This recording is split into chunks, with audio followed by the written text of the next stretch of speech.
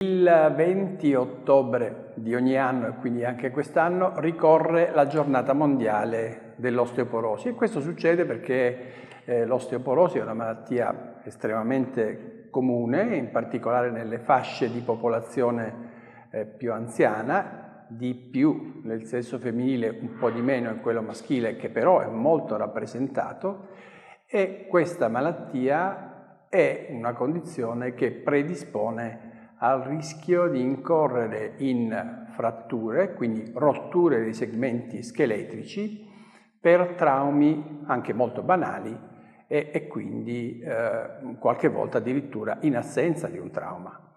Le fratture da osteoporosi, da fragilità, sono condizioni che possono comportare esiti veramente molto cattivi. Le fratture sono causa nota di mortalità perfino. La frattura del femore comporta una mortalità del 20% nel primo anno dopo la frattura, e tutte le fratture, le vertebre, il femore, il polso, le costole, il bacino, purtroppo si associano a una perdita progressiva di abilità, di indipendenza da parte del paziente che le ha subite. Quindi oggi si ritiene che questa condizione sia veramente molto severa, che vada presa in considerazione per tempo nell'età avanzate della vita, ed è una condizione che, come è noto, può essere anche soggetta a una diagnosi tempestiva e a possibilità di carattere terapeutico, e quindi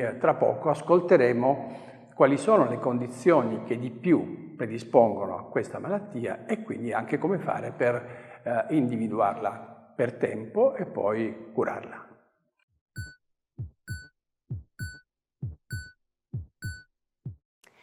I fattori di rischio per osteoporosi sono numerosi.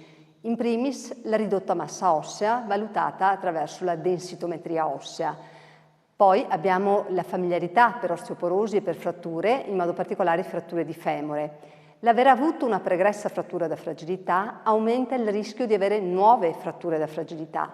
A questo si aggiunge la menopausa precoce, lo scarso introito alimentare di calcio, la scarsa esposizione al sole e la ridotta attività fisica, l'abuso alcolico, l'abitudine tabacica. Non dimentichiamo che ci sono poi tutta una serie di malattie che si associano a osteoporosi e quindi a fragilità ossea. Pensiamo alle malattie che danno malassorbimento, alla malattia celiaca, alle malattie infiammatorie intestinali, nonché l'insufficienza renale, il diabete impatta molto negativamente sulla salute dell'osso, e ancora le endocrinopatie come l'ipertiroidismo e l'iperparatiroidismo. I farmaci, ci sono delle categorie di farmaci che alterano quella che è la microarchitettura dello scheletro, inducendo fragilità. In primis i glucocorticoidi. Chi è sottoposto a una terapia cronica con il cortisone è ad altissimo rischio di andare incontro a eventi fratturativi. Oggi noi disponiamo di terapie molto efficaci nel contesto delle neoplasie del seno e della prostata. Questi farmaci purtroppo impattano negativamente sulla qualità e la salute dell'osso. Diventa fondamentale individuare il rischio, quantificare il rischio attraverso dei calcolatori, il rischio del singolo paziente, per poi avviare quello che è un percorso di diagnosi e di terapia volti a ridurre quello che è il rischio fratturativo di quel paziente.